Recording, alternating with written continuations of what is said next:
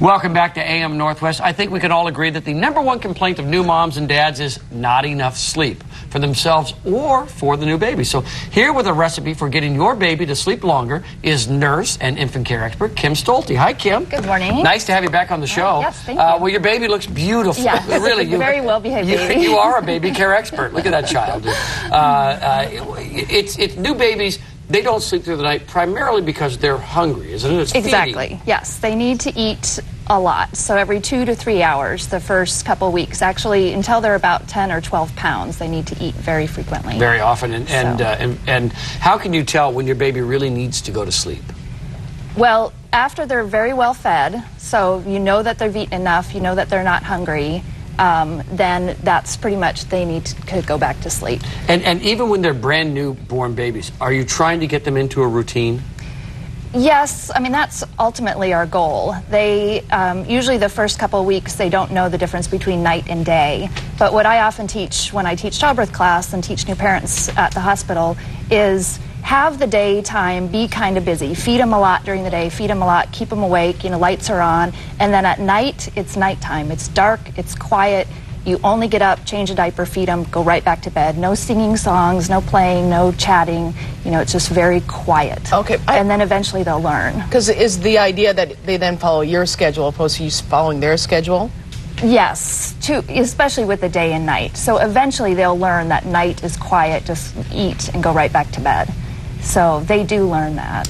Most newborns sleep in bassinets next to mom and dad's bed. Is that a good idea? Parents can have their baby pretty much sleep wherever that family wants. There's so much information, so much advice that parents get that they really just have to filter it down and figure out what works for their family. What works best for them. Mm-hmm. But the idea, I think, is the wisdom there. You feed the baby, put it right back to sleep. Yes. A lot of people say, and I don't know what age this would be appropriate, it seems newborn would be wrong, let them cry themselves back to sleep. Yeah, and again, you know, different parents can do different things. I could never leave my child cry, and they're often crying for a reason or try to figure out what that reason is. Yeah, they're hungry. All right, let's go through the main tips then for getting your baby to go to sleep. The one is making sure the baby's well fed. Yes, well fed. Dry diaper, of course, making sure that they're not uncomfortable in that way, making sure they're not too hot or too cold or sick. I mean, that's their kind of primary thing. If they're crying because something else is going on, you need to try to figure out if that is an issue. The other thing I highly recommend, and actually a lot of people have been watching the movie The Happiest Baby on the Block, or it's a childbirth or a newborn education video by Dr. Harvey Karp, and he recommends the white noise or static. So just kind of that noise, that background noise that they're used to from being inside the mother's belly. They're used to a lot of noise going on in there. So white noise in the nursery or white noise next to their bassinet.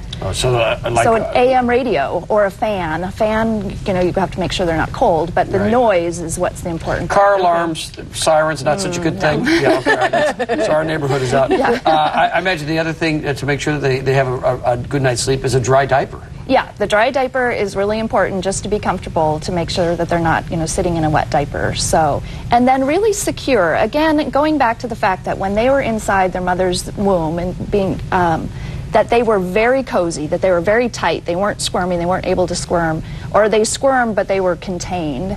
They had the white noise, they had that background noise of your heart beating or your blood pumping inside your stomach, and they were very secure in that. And so swaddling them is the last part. So yeah, show us how to do this. Yeah. And you invented this new swaddle blanket that's just great. Yes, we have a... even the most exhausted parent can swaddle at 3 in the morning. Yeah. So pretty much any blanket, you know, a square blanket, if you just use a traditional blanket, to cross over, keep the arms down to the side. If your baby really wants to sleep with her hand by her face, you can actually swaddle her with her hand up, if that's what she wants. Because a lot of parents... But for the most part, down by the side. But for the most part, down, because they're going to accidentally wake themselves up with a startle reflex or trying to suck on their hand. Okay. So, exactly. And then how tight do you want it? Pretty tight so that they can't wiggle out. They're amazingly strong. So, yeah, so a nice firm wrap With a traditional blanket, you would end up kind of folding it and tucking it, and there's lots of different Kind of like a burrito. origami wraps, exactly, a little bit, burrito yeah. wrap. A little like a burrito. A little less cheese. Exactly. Yeah. And then with the Swaddlekeeper, we actually recommend doing a regular blanket first, and then you just close the Swaddlekeeper over the top. But it's, you know, it's an optional wrap. And so. now this time of year, and then that makes them feel secure. Yeah, it keeps them held down and tight. And do they really get more sleep with that? Oh, yeah. Oh, yeah. They Now, calm down? Yes, they definitely get more sleep. and this time, of course, sleeping on their back. Let's remember Yeah. that. But also,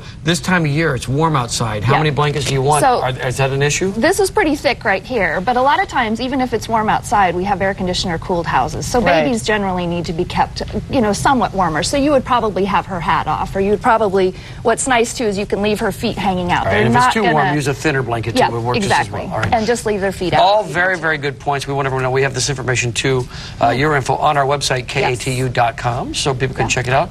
Great ideas. Great. Kim, thank you very Thank much. you. Thank you.